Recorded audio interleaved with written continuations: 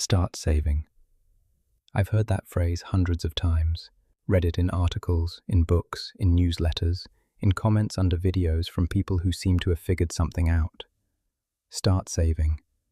And every time there's a version of the same response somewhere in the back of my head. From what, exactly? Not as a complaint, as a genuine question, because for a significant portion of my adult life, and I think for a lot of people listening to this, the money that came in had places it needed to go. The bills, the food, the costs of a family, the things that couldn't be deferred. And by the time those things were handled, the start saving advice felt like it was written for someone else. Someone with more margin, someone in a different situation. I want to talk about that feeling today, not to validate it as a permanent reality, but to take it seriously. Because I think the conversation about saving skips past the from what question too quickly. It gets to the solution before it's really sat with the problem. And the problem, for most people, is that they're not spending frivolously and holding on to surplus. They're spending everything, more or less, because everything gets spent, almost automatically, almost regardless of what comes in. And understanding that specific problem is the beginning of actually solving it. Nothing in this video is financial advice. I'm a 38-year-old dad thinking out loud. Take what's useful. Let me share some numbers that I think contextualize this better than any amount of advice. In December 2024, the most recent data available, Americans set aside an average of 3.8% of their income for savings. 3.8%. Not as a budgeting failure, as the average, including the people who are doing well, who have more, who are further along. The average, across all income levels, was 3.8%. Most financial guidance suggests somewhere between 10% and 20% as a target savings rate for meaningful wealth building over time. The actual average is 3.8%. That gap between what's recommended and what's actually happening is not a discipline failure at the individual level. It's a systemic reality. And I think treating it as a personal failure rather than understanding its actual causes is part of why the advice to just save more doesn't move the needle for most people. Here's another number. A 2025 Bankrate survey found that 59% of Americans don't have enough savings to cover a $1,000 unexpected expense. 59%. Not people in poverty, Americans broadly. People with jobs, with incomes, with a functional financial life on the surface. And the Federal Reserve's own 2025 Economic Well-Being Report found that 37% of adults couldn't cover a $400 unexpected expense with cash or a cash equivalent. $400. Not a catastrophe, not a medical emergency or a major repair. $400. And more than a third of adults would struggle to cover it without borrowing, selling something, or going into debt. What these numbers describe isn't a savings problem, exactly. They describe a structural reality. Most people are spending everything they earn, consistently, across all income levels, in ways that feel normal and inevitable, because everyone around them is doing the same thing. The book I've been drawing on in this series makes a point that I find both obvious and somehow still striking. People spend what they earn. Always. Almost regardless of how much that is. An income of $30,000 a year. Spent. A raise to $50,000. Also spent. Just on slightly different things. $80,000. Spent. The lifestyle expands to meet the income. Automatically. Without deliberate design. Because the spending isn't coming from greed or irresponsibility. It's coming from the natural human tendency to absorb the available resources into the available life. And if this is the default behavior, then saving is not the natural state. Saving requires interrupting a very powerful default. That interruption is what start saving actually means. And it's considerably harder than those two words suggest. There are two fundamentally different ways to approach saving. The first is pay everything you owe, cover all your expenses, and save whatever is left at the end of the month. The second is, move the savings first, then pay everything else from what remains.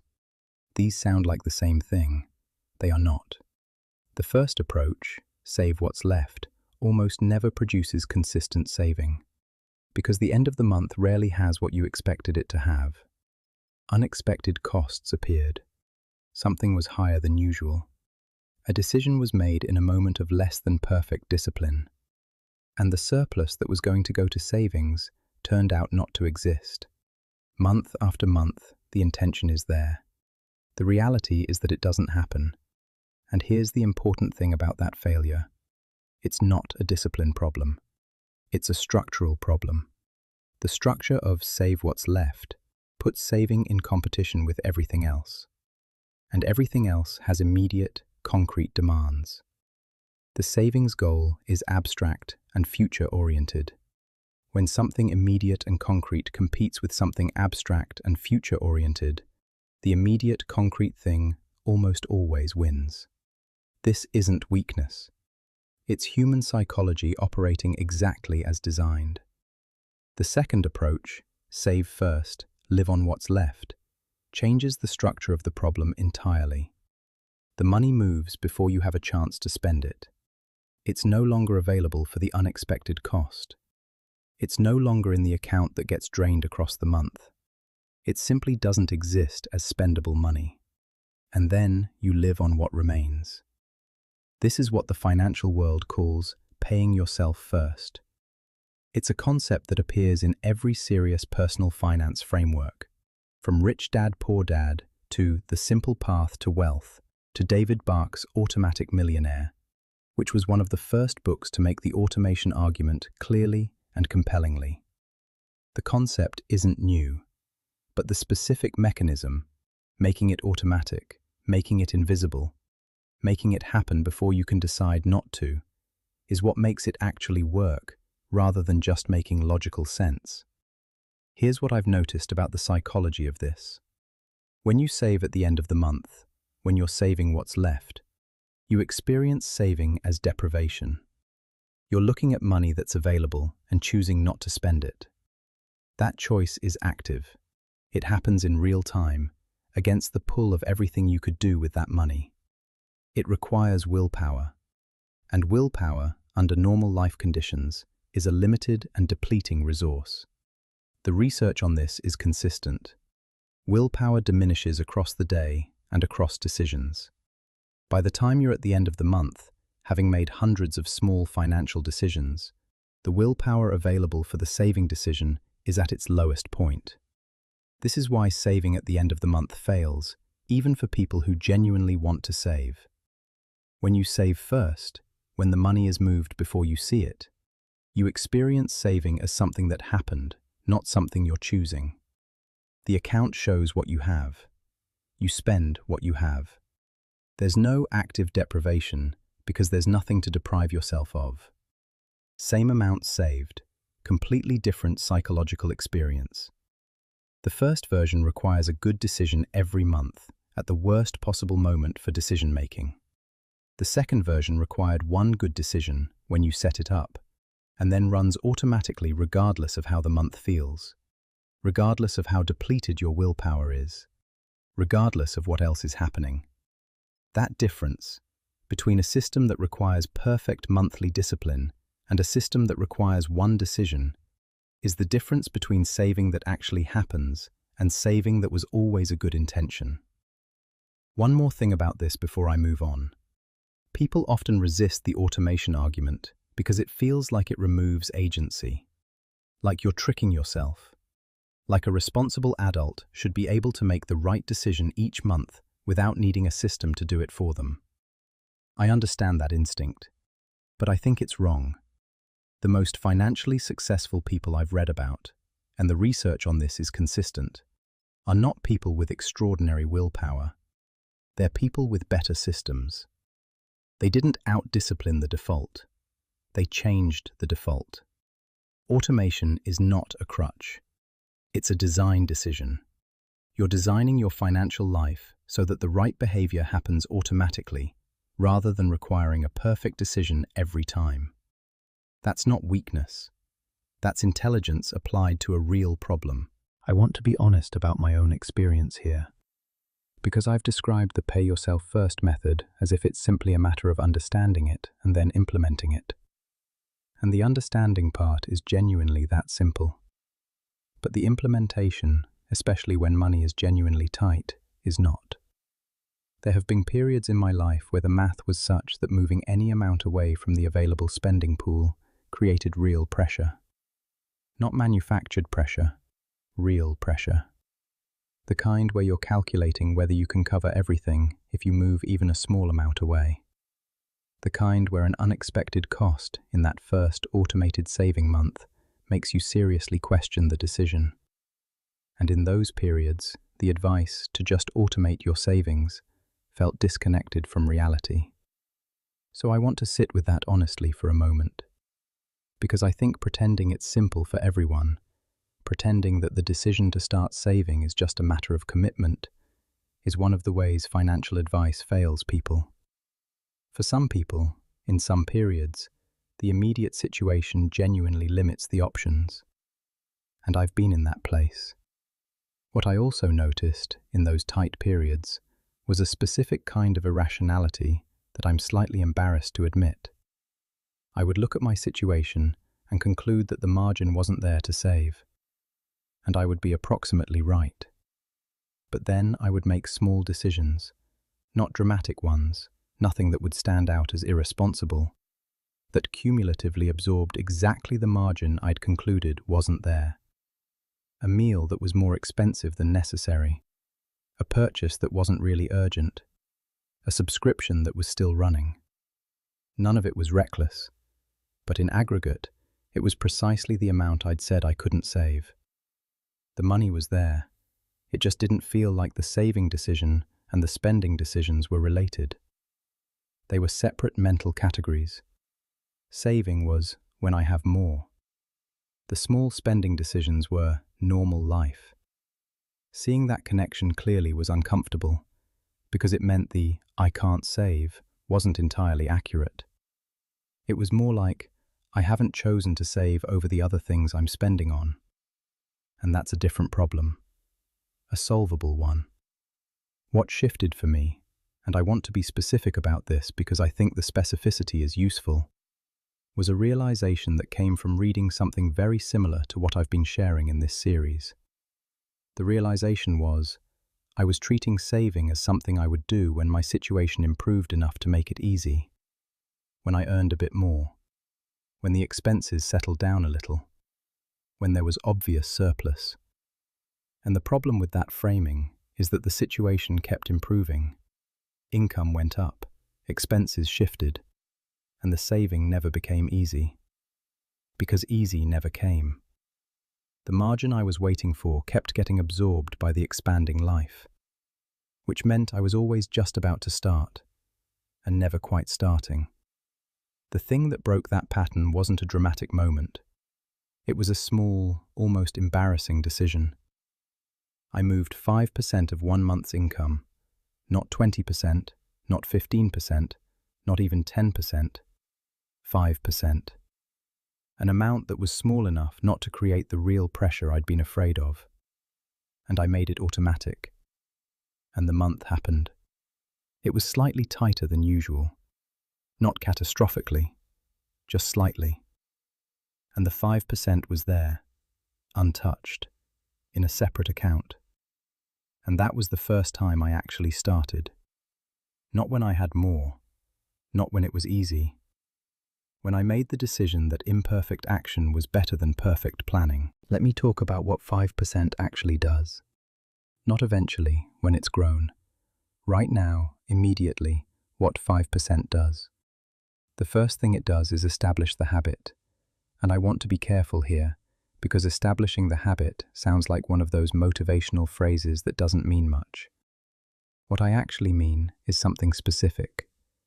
When you save 5% consistently for 3 months, you've proved something to yourself. You've proved that you can live on 95% of your income. Not theoretically, actually. You've done it. For 3 months. The rent got paid, the food was there, the essential things happened. Which means, when the time comes to increase the savings rate, you're not asking yourself whether it's possible to save. You've already demonstrated that it is. The question becomes how much, not whether. That proof matters more than the amount, because the obstacle most people face isn't finding 10% or 15% to save. It's believing that any amount of saving is sustainable for them, in their situation, with their income and expenses. And 5% for 3 months establishes that belief. Not as theory, as demonstrated fact. The second thing 5% does is create a visible account. There's a psychological effect to seeing money accumulate that I think is underestimated. When the account is at zero, saving feels abstract, a goal you have, not a thing that exists. When it has something in it, even a small something, it becomes real. It becomes a thing that exists and grows.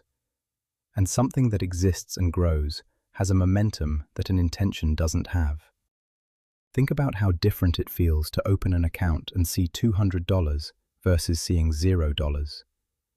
$200 isn't financial freedom. It doesn't change much practically, but psychologically, the account has something. It represents a choice made repeatedly. It represents evidence that you're a person who saves. And identity, the story you tell yourself about who you are, shapes behavior more than willpower does. Once you're someone who has savings, the decision to keep adding to them feels different from the decision to start. The momentum matters. The third thing 5% does is demonstrate compounding at a small scale. The growth at a 5% savings rate isn't dramatic. I want to be clear about that. Over a year or two, the numbers look unimpressive. But the mechanism is visible. You can see that the returns from the invested amount are producing something. That the money is working alongside your contributions, not just sitting. And seeing that mechanism, at small scale, early, is what makes the case for increasing the rate more compelling than any explanation could. You're not being told that compounding works. You're watching it work. On your own money, in your own account. That converts the principle from something you understand to something you've experienced. And here's what happens naturally, over time, if you keep going.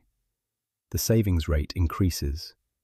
Not because you forced it, but because circumstances create opportunities and you're positioned to use them.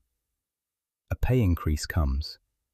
Instead of letting the lifestyle absorb all of it, you move a portion directly to savings and increase the automatic transfer.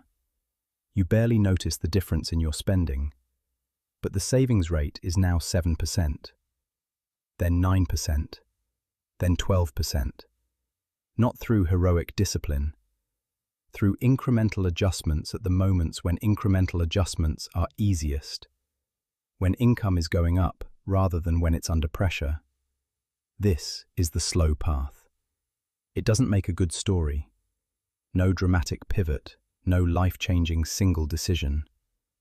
But the accounts grow. The mechanism runs. The compounding does what compounding does when you give it enough time. And none of it was accessible until the 5% created the foundation. That's why 5% is enough to start. Not because 5% is enough to retire on, but because 5% is enough to become someone who saves. And becoming someone who saves is what everything else is built on. Let me be specific about what start saving actually looks like mechanically. Because I think one of the reasons people don't do it is that the steps are slightly unclear. Not complicated, but unclear. And unclear is enough to prevent action. Step 1. Decide the percentage. Not the target percentage, the starting percentage. The one that's sustainable right now with your current income and expenses. If you're genuinely unsure, 5% is a reasonable starting point. If 5% feels impossible given your current situation, then 2% or 3% is still better than 0. The percentage matters less than the consistency. If 5% feels comfortable and you could handle more, consider starting at 10%. The standard pay yourself first guidance from most financial institutions suggests 10 to 20% as the range. But starting at 10% and sustaining it is better than starting at 20% and abandoning it after 2 months. Step 2. Open a separate account. Not a different mental bucket in the same account, a literally separate account. One you don't see as part of your regular spending money. The separation is not logistical, it's psychological. Money that's in the same account as your spending money is available spending money. Money in a different account, even if technically accessible, occupies a different mental category. If you're investing rather than saving, the investment account serves this function. Funds in an investment account don't feel like spending money, they feel like something you're building. Step 3. Automate the transfer. Set it to happen on payday, or as close to payday as your bank allows. Before you've touched the income, before you've made any decisions about where it goes. The automation is the mechanism. Everything else is preparation for the automation. Step 4. Build your spending plan from what's left. This is the part that requires some adjustment. Your budget, whatever form it takes, is now built on 90% or 95% of your income, not 100%. This adjustment is usually smaller than it feels before you've tried it. The lifestyle doesn't collapse, it adjusts. And the adjustment, after a few months, becomes the new baseline. Let me come back to the beginning. From what? Here's my honest answer to that question. From whatever you have, right now, in your current situation. Not in the future situation when the margin is more comfortable, not when the income is higher, or the expenses are lower, or the timing is better. Now. Because the future comfortable moment, the one where starting feels easier, has a way of not arriving, or arriving and getting absorbed before you act on it. The data I shared at the beginning of this video tells a clear story. Across all income levels, the default behavior is to spend what you have. More income doesn't automatically produce more saving. It produces more spending. The only thing that breaks that default is a deliberate, structural intervention. That intervention is moving the savings first, making it automatic, making it happen before the default takes over. And the amount doesn't need to be impressive, 5% consistently before everything else. That's a start, a real one. I want to say something personal here because I think it's the most honest thing I can add. The 5% that I moved, the first real automated saving I actually sustained, didn't change my financial situation overnight. It didn't feel significant in the moment. What it changed was the story I was telling myself about what I was capable of. I stopped being someone who was planning to start saving when conditions improved. I became someone who was saving. That shift, from planning to doing, from intention to action, is worth more than the amount. Because the amount can be increased, but the shift has to happen first. If you're in a place where saving feels impossible, I'm not going to tell you it's easy. It isn't always. But I will tell you that the bar for starting is lower than you probably think. And once you've started, once there's something in that account that wasn't there before, the question changes. It stops being from what, and it starts being how much more. That's the shift. That's all this is. What percentage are you saving right now? Be honest. Drop it in the comments. If this landed, stick around.